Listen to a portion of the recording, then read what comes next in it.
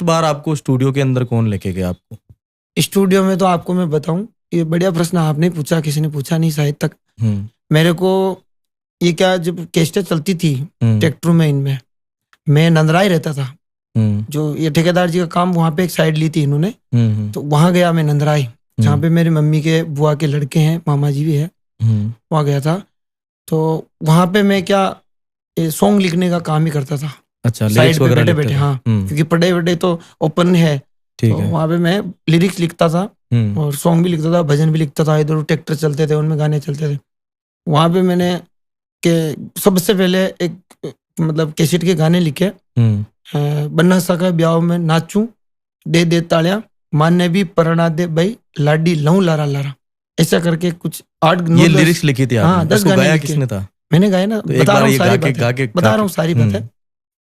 तो यहाँ से ये गाने लिखे थे मैंने, वो गा के बताऊं आपको? बिल्कुल, ये वाला गाना तो गा के बताना पड़ेगा, क्योंकि इससे आपकी यादें जुड़ी है बहुत सारी। ये स्टार्टिंग वाली मैं बता रहा हूँ, जो मैंने कैसेट गाई थी स्टूडियो में, और कहाँ गाई थी वो बताऊंगा।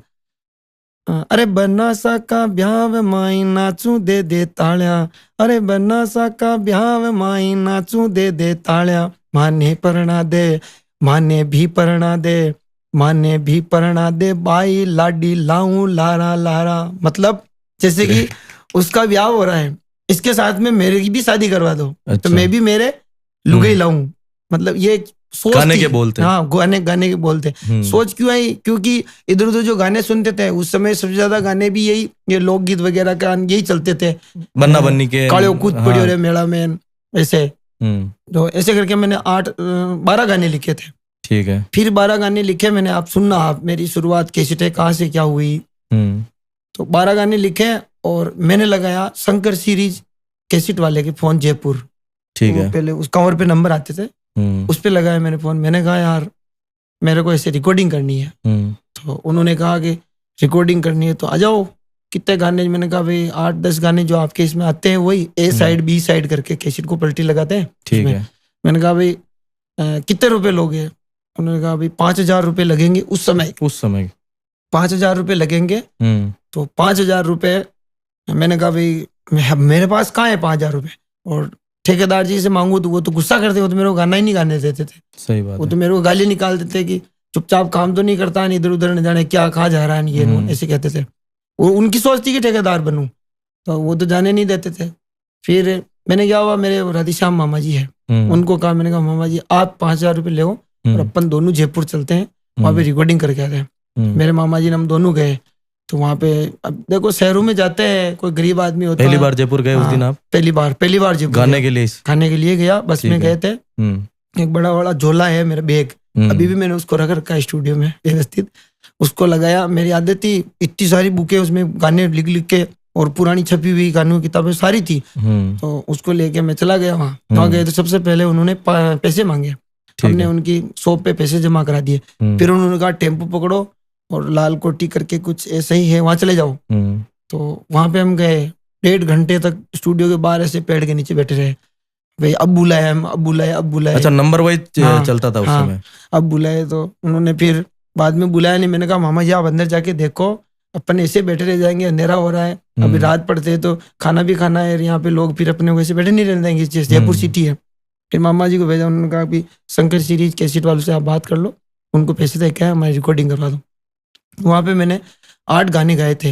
एक तो ये बन्ना सा का ब्याह में नाचू दे दे तालियां, और ऐसे कुछ मतलब थे, इतने याद नहीं मेरे को। तो म्यूजिक वगैरह वहाँ हैंड टू हैंड बना? लाइव रिकॉर्डिंग हुई थी। अच्छा। लिख के कहते मैंने लाइव रिकॉर्डिंग हुई थी। तो वो मैंने कैसेट गाई सबसे पहले स्टूडियो में, जिंदगी में पहली बार जयपुर में। फिर क्या हुआ, वो कैसेट आई। वो कैसेट आने के बाद में मैंने उस कैसेट अपने सीरी कैसेट वालों को फोन लगाया। उसके बाद में तो मैं एक बार और गया था।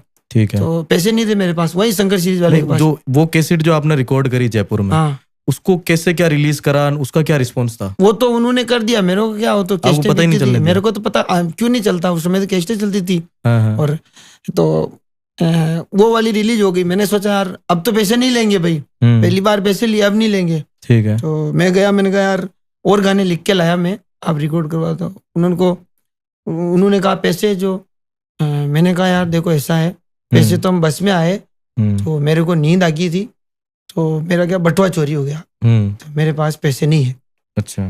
तो बाद में मैं भिजवा दूंगा, आपके मनी ऑर्डर करवा दूंगा। उन्होंने कहा चलो देखते हैं, कुछ स्टूडियो पहुंच जाओ। भाई साहब स्टूडियो गया, वहां पे मेरे को रिकॉर्डिंग ही नहीं करवाई उन्होंने, बाहर बैठा था, बैठे रह गया। फिर शाम को अंधेरा पड़ गया, उसके बाद में मैंने घर पे, हमारे फोन था लैंडलाइन वाला घर पे, मैंने फोन लगाया, मैंने कहा पैसे भी नहीं है और खाना है और आना भी है, किराया भी नहीं है, और रिकॉर्डिंग उन्होंने नहीं करवाई थी। फिर मैं वहां से, क्यों देखो शहरों में होता है वाजिब, उनका सिस्टम होगा, मैं उनके लिए ऐसे नहीं बोल रहा हूँ, मतलब नहीं हुई तो नहीं हुई, रिकॉर्डिंग पहली वाली करवाई, उसके बाद पैसे नहीं थे, सेकंड रिकॉर्डिंग नहीं हुई, मैं आ गया अपने मतलब आए कहाँ से, मेरे छोटे वाले भाई को पापा ने पैसे दे के जयपुर भेजा। अच्छा, पहले गांव से जयपुर भेजा? हाँ, गांव से जयपुर भेजा, तू पैसे लेके जा और उसको पैसे देना और खाना भी खा के फिर आना। तो मैं वो आया, मैं वहां से सुबह फिर जयपुर वाली गाड़ी में अपने गाँव चला गया घर पे। फिर वहां पे मेरा दिमाग बहुत खतरनाक खराब, मैंने कहा यार कैसी अजीब दुनिया है, पैसे नहीं थे तो नहीं हुई रिकॉर्डिंग। मैंने कहा कोई बात नहीं, ये रिकॉर्डिंग है जो कैसेट का अपन इस्तेमाल करते हैं। मैंने लगाया Shri cassette Ajmer phone, Shri cassette वालों को फोन लगाया, आनंद जी मोटवानी करके हैं, उनको फोन लगाया, तो वो क्या पैसे वाले हैं, और मतलब उन्होंने कहा कि भाई तू तेरी कैसेट भेज, पहले कहीं गया है क्या? मैंने कहा ठीक रहा, झरिया तो अच्छा हो गया है, कैसेट तो गा दी, तो हाँ भेजने के लिए तो ठीक रहेगा, पापा पोस्ट ऑफिस में ही है। मैंने कहा इसको आप करो पैक, और ये इनका पता है श्री कैसेट वालों का दरगाह बाजार, वहां पे इनको भेजो। पापा ने उस कैसेट को वहां भेजी, उन्होंने कॉल किया कि आवाज, मतलब सोचा होगा कुछ आवाज ठीक है, कुछ भी सोचा होगा, उसने कहा कि आजा, ठीक है। तो मेरे तो जमीन किसी की, मैंने कहा उसने बुला लिया मेरे को, खुशी का ठिकाना ही नहीं रहा। तो मैं भाई साहब उसी समय बेटा लिया अपना झोला, वही पीछे वाला बैग लिया, चला गया अजमेर। वहां पे जाके बेटा, मैंने कहा एक बार मेरे पापा का फोन कर दो, मैं अजमेर आ गया। तो उनके भी वो लैंडलाइन फोन थे, उस फोन से हमारे घर फोन कर दिया। पापा ने कहा छोड़ा बच्चा है भी और इसका ध्यान रखना, और ज्यादा होशियार नहीं है अभी बच्चा है, तो उन्होंने कहा आप निश्चिंत रहे, आपका बच्चा एकदम हम लेके जाएंगे और हमारे साथ ही। मैंने कहा मैं सुन रहा हूँ उनकी बातें। फिर फोन कटा और उन्होंने इतना सा कहा कि ध्यान रखना तुम। मैंने सोचा अजमेर में रिकॉर्डिंग हो रही होगी, ठीक है, तो मैंने कहा भाई इनका स्टूडियो, जयपुर गए तो आसपास ही स्टूडियो था। उन्होंने तो कहा कि तेरा बैग कहाँ है? मैंने कहा ये पड़ा है। तो चलो, उन्होंने क्या टिकट विकेट करवा दिया दिल्ली के स्लीपर में। हाँ, अच्छा, तो टिकट विकेट करवा दिया, वहां से सीधे दिल्ली के लिए बस में बिठा दिया। मेरे को कहा कि ये तेरी स्लीपर है, ये तेरे खाने का पैकेट है, ये तेरे पानी की बोतलें हैं, ये तेरे ओढ़ने के लिए रजाई है, सो जाना। मैंने कहा ये तो बताओ चल कहाँ रहे?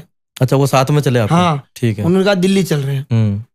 मैंने मेरी जिंदगी में दिल्ली नहीं देखी, जयपुरी पहली बार गया दिल्ली। उन्होंने कहा दिल्ली चल रहे हैं। मेरे को ठीक है चलो। गया मैं दिल्ली, दो बंदे थे वो, एक तो आनंद जी खुद थे, एक आदमी और थे, दोनों गए वहां, उतरे सुबह सुबह ऑटो किया उन्होंने, होटल लेके गए। होटल पे गए तो उन्होंने कहा ये तेरा रूम है, ये हमारा रूम है, अच्छा, या तू आराम से गाने कंप्लीट कर ले। तो मैंने कहा भाई गाने कंप्लीट, लिखने में क्या फास्ट था, तो वहीं पे मैंने बैठ के 8 गाने तो लिखे। और अच्छा, उन्होंने कहा कि जो तूने अभी वहाँ शंकर सीरीज में जो कैसेट गाई थी ना, वो सेम की सेम कैसेट वापस गानी तेरे को। अच्छा, वो गाने, तो सेम गाने वापस रिकॉर्ड करने, सेम के सेम रिकॉर्ड करने। मैं थोड़ी समझता था कि कॉपीराइट क्या होता है क्या नहीं होता, मैंने तो गा दिए सीधे वो, क्यों एक पूरी कैसेट गा दी। स्टूडियो में गया, एस कल्याणी स्टूडियो में, तो उन्होंने कहा कान में मैं वो पहले लूंग पहनता था, उन्होंने कहा ये पहाड़ी इलाके से आया क्या? तो मैंने कहा आया हूँ राजस्थान से। अच्छा ठीक है, पहाड़ी इलाके तुम्हारे उधर ये पहनते वो पहनते? मैंने कहा सब पहनते हैं, राजस्थान से हूँ मैं, मेवाड़ से। तो उन्होंने एक रिकॉर्डिंग करवाई उनके स्टूडियो में। फिर और उन्होंने कहा कि दूसरे स्टूडियो में चलते हैं, तो एक प्रीतम भाई के स्टूडियो में लेके गए, वहां पे भी एक कैसेट गाई, 2 कैसेटें हो गई। उसके बाद में बंदा घर पे आ गया, अब टोटल मेरी कैसेटें होगी 3। उसके बाद में तो भी नहीं रुका मैंने नाइस म्यूजिक कंपनी पाली, उनके लगाया फोन। तो उन्होंने भी कहा कि वो भी सिंधी है, तो उन्होंने बोला कि भाई आजा, तो रिकॉर्डिंग भेजी उनको भी पहले, आजा भाई आजा। उनके वहां गया तो फिर तो मेरे को थोड़ा बहुत समझ में आ गया, मतलब कि रिकॉर्डिंग कहीं दूसरी जगह होती है। अच्छा, पाली गया, पाली जाने के बाद उन्होंने सीधा बोला कि ये बस है बालोतरा वाली, इसमें बैठ और बालोतरा चले जा। मैंने कहा बालोतरा कहाँ है क्या है, मैं तो कुछ समझता नहीं। उन्होंने कहा तो इस बस में बैठ जा और वहां जाके इस नंबर पे फोन कर देना STD से। मैंने कहा ठीक है। तो मैं चला गया बालोतरा गया, वहां पे इंद्रजीत शर्मा है, बहुत अच्छे इंसान है और बढ़िया, मतलब बढ़िया मेरे को सपोर्ट किया उन्होंने। तो उनके वहाँ चला गया मैं, इंद्र जी के वहाँ जाके उन्होंने कहा कि भाई, मैंने कहा भूख लग रही है सबसे पहले तो, भाई मांग लेते इसमें क्या, मैंने कहा भूख लग रही है। तो उन्होंने वो समोसा मंगवाया था, तो वहां पे मैंने कौन सा गाना गाया, चोरी घुस गई रे मेला में समोसो मिर्ची को खायो। अच्छा, ये गाना वही समोसा खाया मैंने, वहीं पे ये गाना गाया था। ऐसे करके वहां पे भी 8 गाने गाए। कोटा का स्टेशन पे, कमली रपट पड़ी रे बूंदी का स्टेशन पे, केवरम कुड़ी सुन जमकुड़ी एक हमारी बात, तर देवरियो मिसकोल गणा मारे जमकुड़ी। ऐसे करके ये उसी टाइम लाइव लिख के आपने रिकॉर्ड किए सारे? वही लाइव वहीं बैठ के। ऐसे हुई केस्टू की शुरुआत। ठीक है। और उसके बाद में तो जैसे कि बालोतरा, जयपुर, फिर बाद में जयपुर गया मैं, तो जयपुर BSB स्टूडियो में। फिर तो क्या अपने खुद के हिसाब से करने लगे, मैंने कहा यार कुछ ना कुछ अपने को करना पड़ेगा। तो मैं क्या रिकॉर्डिंग करने गया था BSB स्टूडियो में वहाँ पे, तो मैंने वो गाना गाया, मतलब अपने भजन, कृष्ण भजन की रिकॉर्डिंग की थी। और उसके बाद में माता जी की रिकॉर्डिंग करी थी, ठुमक ठुमक ने चाल भवानी। ये 2 एल्बम मैंने भगवान के गाए थे। फिर मैं बाद में मेरे कोई कंपनी का था कि यार रिक्वायरमेंट थी कि तू बना बनी के गीत गा, तो बना बनी के गीत रिकॉर्ड करने के लिए वापस जयपुर गया। तो ओमनी थी अपनी, मारुति ओमनी ले ली थी, फिर तो वहाँ गया। तो उस समय मैंने, वो तो 2009 में 10 में गाया मैंने एक गाना, आटो किसी चिकी को खायो ब्यान मोटी होगी। ये सबसे ज्यादा प्रचलित हुआ था। और उसके बाद में तो अपने ये मेवाड़ी ब्रदर्स राजू जी ने स्टूडियो खोल दिया था, तो इनके यहीं पे रिकॉर्डिंग करने लग गए थे। यहाँ पे एक भजन गाया था मैंने, जो अभी तक शायद आपको भी पता नहीं होगा। ढोल नगाड़ा बजा करे भेरू जी को भोपो नाचा करे, थाली मांदड़ बजा करे भेरू जी का डीले पे छाया पड़े। ये भजन मैंने गाया। तो ये भजन उस समय कैस्टो में बढ़िया चला था। और इसी भजन को गीता बहन रेबारी ने गा रखा है कि ढोल नगाड़ा बजा करे मारो कानूडो रास रसिया करे। तो इसमें मैंने, मेरे नीचे मैंने कहा कि भाई, मैंने कंपनी को फोन किया, मैंने कहा देखो लिरिक्स मेरे हैं, मेरे को केवल मात्र मेरा नाम चाहिए, ना कि मुझे पैसे चाहिए। उन्होंने कहा पैसे ले लो आप गाने के, आपके लिरिक्स है। तो मैंने कहा मेरे को पैसा नहीं चाहिए, मेरे को मेरा नाम चाहिए। आज भी उसी भजन के नीचे स्पेशल लिरिक्स थैंक्स में गोकुल शर्मा लिखा हुआ है, वो भजन यहाँ गाए थे। उसके बाद में तो मेवाड़ी ब्रदर्स में खूब सारे गाने गाए। तो उसके बाद मेवाड़ी ब्रदर्स के साथ ऐसा क्या हुआ जो आप उनके साथ गाना बंद कर दिए या अपना खुद का स्टूडियो खोल लिया, या क्या हुआ? ऐसा क्या हुआ, कुछ नहीं हुआ। राजू जी तो मेरे खास दोस्त थे, आज भी मित्र खास दोस्त थे। एक्सपायर हो गए, भगवान बहुत बुरा किया। राजू जी मेवाड़ी मेरे खास मित्र थे। और शैतान जी मेवाड़ी उनके बड़े भाई है ना, वो दोनों भाई मतलब बहुत सपोर्ट किया मेरा उन्होंने। मैंने स्टूडियो खोलने की तो इसलिए सोची कि अपने घर स्टूडियो खोलने का। यहाँ पे क्या, राजू जी का अकेला एकमात्र स्टूडियो था अपने मेवाड़ में। तो इनके यहाँ इतनी भीड़ पड़ती थी, मतलब 2-2, 3-3, 4-4 दिन, 5-5 दिन की वेटिंग करनी पड़ती थी रिकॉर्डिंग करने के लिए। तो मैंने कहा यार चलो कुछ आता जाता तो है नहीं, फिर भी मैंने कहा यार राजू जी, शैतान जी, अपने वहाँ भी स्टूडियो खोल रहा हूँ। तो उन्होंने कहा कोई बात नहीं, खोल लो। दोनों भाई आए स्टूडियो में, शैतान जी, राजू जी, और इनके सानिध्य में हुआ था काम।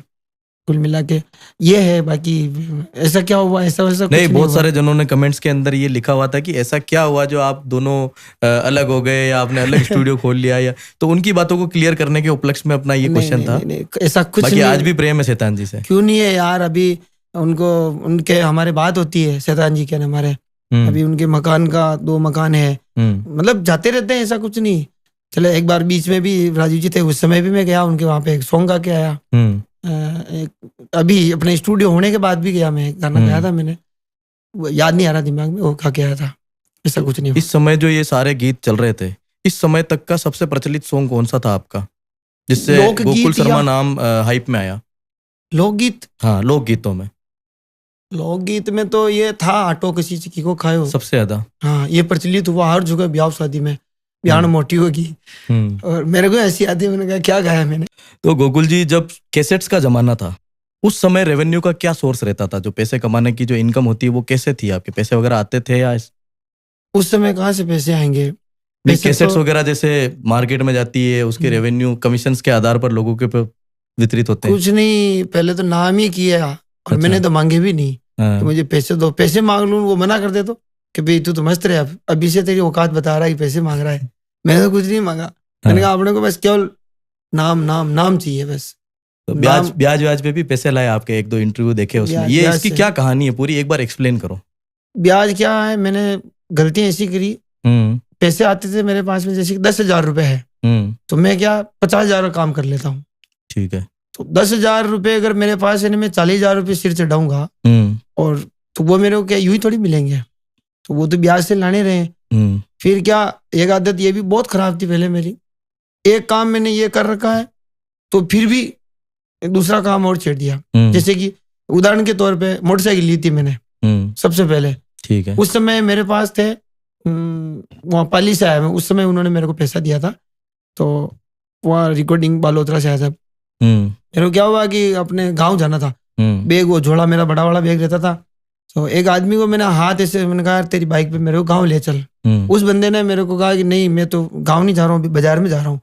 मैं वहीं खड़ा था और मैं देख रहा था कि भाई आदमी मेरे को लेके चलेगा। वो थोड़ा इधर घूम के और वापस 2 मिनट उधर जाके सीधा ही निकल गया, मेरे को नहीं लेके गया, बिठाया नहीं मेरे को। मेरा दिमाग खराब हो गया। मैंने कहा कल की तारीख में मोटरसाइकिल लेके आऊंगा। जिद्दीला तो हूं, फिल्मी सीन हो गया है। तो एक जिद्दी तो आदमी हूँ, यूं हूँ कि जिद के कोई चीज समझ में आ गई, ये चीज अपने हासिल क्यों नहीं हो रही, इसको करनी है। तो वो ठेठ से हूँ जिद्दी, तो अभी जिद्दी की बात भी बताऊंगा आपको। तो उस बंदे ने मेरे को मोटरसाइकिल नहीं बिठाया। मैंने कहा कोई बात नहीं भाई साहब। दूसरे दिन मेरे पास थे 3-4 हजार रुपए। 7,000 रुपए में त्रिवेणी चौराहा है, शिवम म्यूजिक करके पहले कैसेटों की दुकान थी, अभी होटल है, ढाबा, त्रिवेणी का ढाबा जिसको बोलते हैं, नदी के किनारे। बिल्कुल। वहां पे एक लोकेश जी है शर्मा, वो अभी भी मित्र है, उन्होंने भी बहुत साथ दिया मेरा। उनके वहां गया मैं, मैंने कहा लोकेश जी मेरे को मोटरसाइकिल लेनी, आप मुझे पैसे दो। जो कितने रुपए जो, मैंने कहा भाई, उनको पूछा डाउन पेमेंट कितना चाहिए, उन्होंने कहा 10-12 हजार रुपए। मैंने कहा 7,000 रुपए दो आप। 7,000 रुपए उनसे मैं उधार लिए। मामा जी के पैसे 5,000 रुपए रिकॉर्डिंग में उधार लिए थे ना, वो भी मैंने अभी 8-10 साल पहले दिए। उसके बाद में उनके 7,000 रुपए दिए, उन्होंने 7,000 रुपए दिए। फिर दूसरे दिन मैं मोटरसाइकिल लेके आया, उस बंदे को बताया, मैंने कहा ये मोटरसाइकिल ले आया मैं। ठीक, उनके पैसे काफी दिनों में दिए। उन्होंने बहुत फोन किया, मैंने कहा पैसे नहीं है, मैं दूंगा जरूर, खाऊंगा नहीं, कभी किसी का 1 रुपया नहीं खाया, तो उनको दिए। और वह मोटरसाइकिल मैंने ली थी। फिर बीच में क्या है, कैसेटों की दुकान थी, स्थिति बहुत खराब हो गई, तो 2-3 किस्तें ड्यू हो गई मोटरसाइकिल की। भाई साहब मोटरसाइकिल को खींचने वाला नहीं आते, जैसे ट्रैक्टर उठाने वाले आते हैं, वहाँ बेगू मेरी बाजार में दुकान थी, तो वो आए लठंगे आए, वो पहलवान कि तेरे बाप की है क्या मोटरसाइकिल, पैसे नहीं दे रहा, चिल्लाया वो बाजार में उन्होंने जोर जोर से। और अभी भी है वो मोटरसाइकिल मेरे पास। तो उनका पैसे दे नहीं तो मोटरसाइकिल जाएगी, तेरे को पता नहीं चल रहा, ब्याज लोन ले लिया, पैसे नहीं चुका रहा। मैंने कहा है नहीं भाई साहब, दे दूंगा, घर आ जाएगा। फिर मैंने ठेकेदार जी को फोन किया, ठेकेदार जी आए, उनकी जो किस्त बकाया थी उनको वो पैसा दिया। और उसके बाद में अभी वो बंदे मेरे को मिलते हैं, वो बड़ा वो शर्मिंदा होते हैं। मैंने कहा यार समय समय की बात है, टाइम की बात है। हाँ, ऐसे करके मोटरसाइकिल लाए थे, ये किया। तो ये सब जब चीजें चल रही थी, तो उस समय परिवार की क्या प्रतिक्रियाएं थी आपको लेकर कि यार लड़का किस वे में जा रहा है? नहीं, परिवार तो साथ में था ना, वो तो चाहते थे कि जो कर रहा है, जो कर रहा है, जो करता रहे। पूरा सपोर्ट था, पूरा। तो जैसा कि आपने बताया कि आप बहुत जिद्दी हुआ करते थे, तो जिद में और क्या क्या आपने जिद में कर दिया, जो बताओ एक बार। बच्चा था उस समय से जिद्दी हूँ, और अब थोड़ा बहुत भगवान ने सद्बुद्धि दी है। एक बार क्या हुआ, मैं ननियाल से नाना जी आए थे, वो लाए थे गुलाब जामुन। ठीक है। एक छोटी सी डिब्बी लाए थे ऐसी सी, गुलाब जामुन लेके आए, तो उसमें जो 5, 7, 8 पीस कुछ थे। तो मेरी क्या मंगती आदत थी पहले खाने की, मतलब खाने में, मतलब मैं चोरी कर करके खाता था। अच्छा। चोरी मतलब खाने की चोरी है, घर में, बाहर नहीं। घर में तो जैसे खोटा होता था हमारे घर, पहले कच्चे मकान थे, उसमें वो खोटा जिसमें वो गेहूं पड़े रहते थे, उसके अंदर वो बेली का गुड़ आता था, बेली का गुड़ और घी, उसकी क्वालिटी को मैं तड़ाई तोड़ देता, तोड़ के उसके अंदर घुस के ऐसे निकाल के, ज्यादा भी नहीं खाता था, बस खाने का शौक था। एक बार पीछे से दादी, मैं तो आधा तो कोठे में, आधा बाहर, तो पीछे से दी उन्होंने खींच के, मैंने कहा पक गया फिर।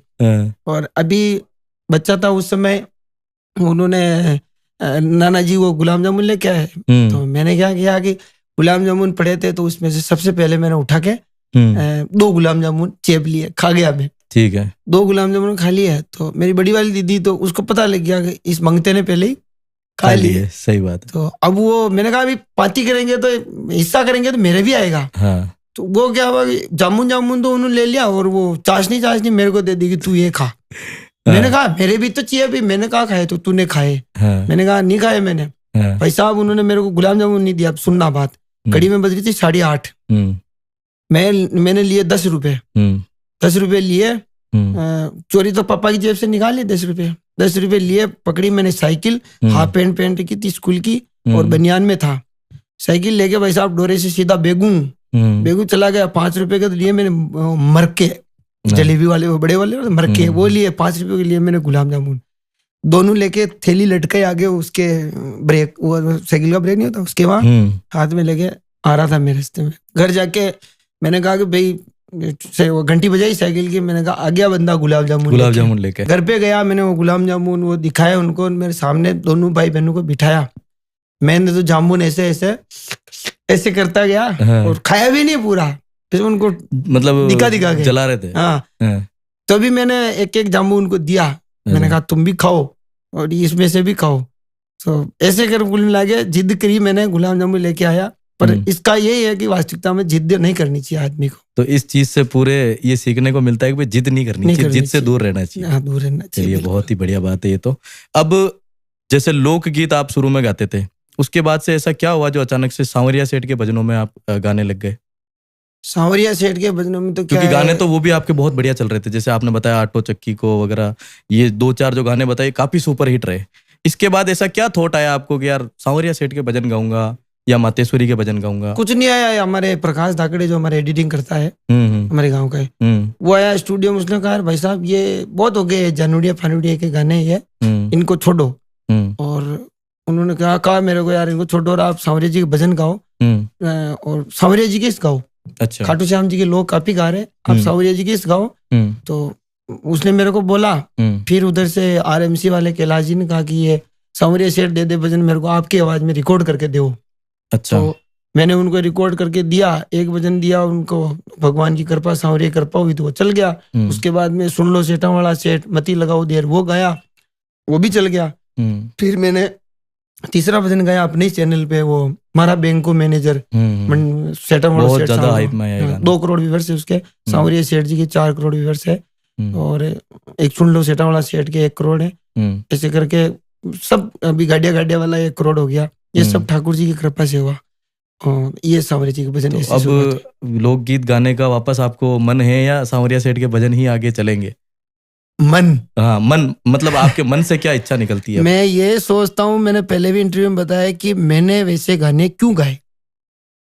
मैं मतलब सुनना पसंद नहीं करता हूँ मेरे गाने खुद के, वो जो मैंने गा ना जिसमें मतलब ये जानू शब्द आ रहा है या मतलब जानू शब्द या छोरी शब्द या ऐसे कोई भी शब्द आ रहे हैं, उनको मैं सुनता तक नहीं, मतलब कभी कान में भी नहीं आने देता हूँ। मैंने कहा बंद कर दे, कोई सलाह भी दे तो मैंने कहा बंद कर दे इसको, ये गाने मेरे को नहीं सुनने। तो बिल्कुल एलर्जी टाइप होगी। ठीक है, उन गानों की वजह से मैं मार्केट में आया, उन गानों की वजह से ब्याह शादी गाने मैंने गाए थे, इनकी वजह से मार्केट में आया। पर जिंदगी में भूल के मैंने कहा गोकुल शर्मा तेरे से बहुत बड़ी गलती होगी, ऐसे गाने मैं क्या कर रहा हूँ। अभी कोई मेरे ये भी बोल दे कि आपको 1 लाख रुपए दे रहे, एक सॉन्ग हमारे लिए जानू फानू का गा दो, तो नहीं। हाँ, पर्सनल सॉन्ग में बनाता हूँ, जैसे कि आप वो आपका प्रिंस शर्मा करके अगर सॉन्ग बनाना तो आपका पूरा सॉन्ग बन जाएगा। अगर आप नेताजी हो, आपका चुनाव लड़ रहे हो, तो ये शुरुआत मैंने की थी नेता हूँ गानों की, तो वो तो मैं बना देता हूँ। जैसे नारायण जी बता रहे थे बदाला कि आपने गाया था वो गाना विदुड़ी जी का, तो उससे शुरुआत करी थी। तो पर्सनल सॉन्ग बनते, बाकी ये गाने नहीं बनते। तो चुनाव से याद आया कि आपने भी चुनाव लड़े थे, चुनाव उसका क्या आपको मन में आया कि मैं चुनाव लड़ूं? चुनाव का इसलिए आया, मैंने कहा यार गोकुल शर्मा देखते हैं अपन, मतलब अगर जीत जाते हैं तो लोगों की सेवा भी होगी, और नहीं जीतेंगे तो पता तो लगेगा कि अपने को लोग कितना चाहते हैं, कितने गहरे पानी में है। तो इसलिए चुनाव लड़ा और निपट गई फाइल है। तो चुनाव लड़ने में तो सर अच्छा खासा पैसा भी लगता है, इसका समर्थन किसने दिया आपको? पैसा तो क्या है, 6 लाख रुपए लगे थे। तो वही जिंदाबाद, ब्याज जिंदाबाद। अब हुनर है, करना है तो करना है, इसमें क्या। फिर वो 7,000 रुपए उनके काफी सालों में दिए, तो भले सिर चढ़ जाओ, काम करना तो करना। अभी भी मतलब लोग सोचते होंगे यार गोकुल शर्मा के पास पैसा होगा, पैसे नहीं। अभी मैंने 2 लोन लिए, कार लोन लिया, होम लोन लिया। लोग सोचते होंगे पैसे बहुत कमा रहा, जहाँ जा रहे हो भी तो लगाओ दिमाग। सही बात है, ये है। तो शादी के बारे में फिर से आएंगे। आपकी शादी किस सन में हुई और क्या कुछ घर की प्रतिक्रियाएं रही उस समय, क्योंकि एकदम से माहौल चेंज हो जाता है शादी के बाद इंसान का। 2012 में शादी हुई थी, और शादी होने के बाद में कुल मिला के भगवान ने जो पत्नी लाके दी ना, मैं कहता हूँ भगवान सबको मतलब वैसी मैसेज मिले। चलिए, बहुत बढ़िया बात है ये तो गोकुल जी, आपको बड़े बड़े जो स्टेज शो होते हैं, नॉर्मल स्टेज शो तो आपको उसी समय मिल गए थे, बड़े बड़े जो स्टेज शो होते हैं वो कब मिलना शुरू हुए, और सबसे बड़ा जो स्टेज वो आपने किसके साथ शेयर किया? सबसे बड़ा बड़ा स्टेज जैसे कि सबसे पहले तो ये जब से सांवरिया जी के भजन गाए ना, तब से ही भगवान ठाकुर जी की कृपा हुई है। और सबसे पहला सांवरिया सेठ की भजन संध्या का मंच मिला मेरे को ये मंडल में, जहाँ पे बहुत ज्यादा भक्त आए थे ठाकुर जी के। ऐतिहासिक माहौल था। मंडल जो गिलेरी थी ना, वहां से रोड से लगा के मंच तक गया मैं। पहली बार मुझे वो जो फूल बरसाते हुए लेके गए थे, फूल ऊपर डाल रहे थे, वहां से मैंने कहा गोकुल शर्मा तेरी जिंदगी का हसीन पल ये आया है, बाकी तो कुछ नहीं। तो वो सबसे पहला सांवरिया सेठ जी का मेरे को मंच मिला था। बहुत बढ़िया भजन संध्या हुई थी। इधर भीलवाड़ा एरिया में ये चर्चा होने लगी गोकुल शर्मा बिना डांस के प्रोग्राम भी कर सकता है। सही बात है। उसके बाद तो मैंने हंसराज रघुवंशी जी के साथ किया है चित्तौड़ में, बिल्कुल, और वो विकल्प मेहता जी के साथ किया, गीता रेबारी जी, हाँ गीता बहन रेबारी जी के साथ किया है। ऐसे तो इनके साथ कैसे एक्सपीरियंसेस रहे? कई बार अलग जगह से लोग आते हैं तो उनकी थॉट प्रोसेस अलग होती है, आपकी अलग होती है, साथ में स्टेज शेयर करना कितना मुश्किल रहा? कोई मुश्किल नहीं, उनका समय था। और हंसराज जी की बता रहा हूँ, जैसे हंसराज जी रघुवंशी आए थे, उनके तो उनसे पहले मैं गा रहा था, बहुत ज्यादा भीड़ थी, बहुत ज्यादा, और बहुत बड़ी मतलब टाइट सिक्योरिटी थी वहां पे। तो मैं तो ऐसे ही गया, तो जानते जो लोग तो जान जाते कि गोकुल शर्मा, नहीं जानते जो तो कई बार ऐसे भी कहते चल पीछे रहते रहा, क्या काम है कह देते हैं इसमें क्या। तो ऐसे गया वहां पे, और जब आए हंसराज जी रघुवंशी तो मैंने माइक में भी बोला कि अपनी मेवाड़ की धरती है, ये हिमाचल से आए, इनको बताएं आपकी मेवाड़ की जनता में, मेवाड़ की तालियों में कितना पावर है। सही बात है। तो जोरदार से ताली बजाई, उनका स्वागत भी किया। मैं गा रहा था उस समय, वही आए थे, तो मैंने कहा भी अपना मेवाड़ मान सम्मान के लिए तो ताली बजाए, ऐसे करके स्वागत किया। और बहुत इतने अच्छे अच्छे भजन गाए, बहुत बढ़िया। और इतने बड़ा कलाकार होते हुए हम जब अंदर बैठे थे ना ग्रीन रूम में, मतलब ऐसे सिंपल आदमी की तरह बैठे, उनके मिसेज भी थी, भाभी जी थे, हम 3 आदमी अंदर थे। उन्होंने मतलब ऐसा लगा नहीं मेरे को कि यार कोई बड़ा स्टार के साथ में मतलब बैठा हूं मैं। ये चीज अच्छी लगती है, ये सीखता हूं मैं लोगों से। और एक गीता बहन रबारी के साथ कैसा एक्सपीरियंस रहा? वो भी बहुत बहुत गुड पर्सन है। गीता बहन आए थे, उन्होंने कहा आपका सांवरिया सेठ दे दे भजन सुनाओ। मैंने कहा वो बड़ा है, आपको रुकना पड़ेगा। उन्होंने कहा कि बिल्कुल रुकूंगी, मैं सुन के जाऊंगी। जबकि ज्ञान जी उनके पति है, वो थोड़ी जल्दबाजी कर रहे थे, चले चले चले, तो फिर गीता बहन ने उनको कहा रुको, ये भजन सुन के चलेंगे। उनका फेवरेट भजन है, उन्होंने बताया। बहुत अच्छे इंसान है। आपका फेवरेट स्टेज शो कौन सा था जहाँ आपको खुद भी बहुत मजा आया कि यार यहाँ मजा आ गया? मजा तो देखो ऐसे तो ठाकुर जी के कृपा से हर जगह आता है। हर जगह मजा आता। मजा मतलब भगवान की भक्ति में मजा ही है, चाहे आप 1000 लोग हो, चाहे 1,00,000 लोग हो। मजा तो वो जो भजन, देखो अपने को अपना काम करना है और अपने को भक्ति मतलब भगवान की भक्ति को बढ़ाना है। तो मजा तो ऐसे कम हो तो जाता, हर मंच एक समान है। दोबारा मौका मिले अगर आपको कोई स्टेज पे जाने का, तो किस स्टेज को आप चुनेंगे कि यार वो वाला स्टेज सबसे बढ़िया था मेरे लिए? सब बढ़िया है देखो यार, इनमें कोई पर्टिकुलर में एक का नाम, सब बढ़िया है, क्योंकि सब मंच एक जैसे ही मिले मेरे को। और कुछ कोई खास हो तो ठाकुर जी जहाँ सांवरिया जी की भजन संध्या होती है, तो वो तो कुछ खास ही होता है मंच, क्योंकि वहां पे तो मतलब आंख बीच के। और एक और मैं आपको बताता हूँ, कई लोग सोचते होंगे कि ये भले आपका प्रश्न हो मत हो, मैं बता रहा हूँ मेरे दिल की बात। कई बार लोग सोचते हैं कि यार गोकुल शर्मा बेसुरा गाता है, सोचते होंगे कनसुरा गाता है। कनसुरा मतलब आवाज भटक जाना। ये मेरी आवाज जब भटकती है, आप कभी भी देखना उठा के, जब मेरे मतलब दिल के तार है ना कनेक्शन, जो मतलब मैं ऐसे डूब जाता हूँ कि यार भगवान की मेरी क्या औकात है, भगवान की भक्ति, मैं भगवान के भजन गा रहा हूँ, उस समय मेरे स्वर भी छूट जाते हैं। और मतलब कई बार मंच पे रोया हूँ मैं। 99 गुराई भजन गा रहा था मैं रतलाम में, उस समय मतलब क्या बताऊँ, आंख से आंसू निकलने लगे। मैंने कहा यार मेरी क्या औकात है, सांवरिया जी के कितने भक्त हैं, और ठाकुर जी ने मतलब इतना सा मेरे को गुणगान करने का मौका दिया है, इसलिए मेरा स्वर भी कई बार डिस्टर्ब होता है, डिमोटिवेट भी हो जाते हैं गोकुल जी के स्टेज पे। वही है, वो ठाकुर जी की भक्ति में होते हैं। और ऐसे ऐसे चमत्कार सांवरिया सेठ जी के तो मैंने देखे हैं खुद ने, इसलिए होता है। तो ऐसे कोई सांवरिया सेठ के भजन में आपको खुद सांवरिया सेठ का किरदार करने का मौका मिले तो क्या आप करेंगे? माफ करो, किरदार मेरी क्या किरदार की बात हो रही है, मतलब कैसे, मैं समझा नहीं। जैसे रोल करते हैं श्री देवनारायण भगवान के, तेजा जी के, नहीं, कभी आपकी इच्छा नहीं हुई? नहीं हुई, क्या होगी भी नहीं। अरे ठाकुर जी निज मंदिर में बैठे, वही भगवान सांवरिया सेठ है। उनकी जो, अगर आपके यहाँ तस्वीर लग रही है ठाकुर जी की, तो वो सांवरिया सेठ है। अपन नहीं है, अपनी औकात नहीं है, मेरी औकात नहीं है कुल मिला के। तो कोई ऐसा भजन रहा जिसके अंदर उनकी जरूरत है आपको, जैसे अपन सीरियल वगैरह देखते हैं उनमें हाँ, श्री कृष्ण का रूप हाँ, हाँ, निभाते हैं लोग, हाँ। तो उसके लिए आप करेंगे या नहीं करेंगे उस तरह का भजन?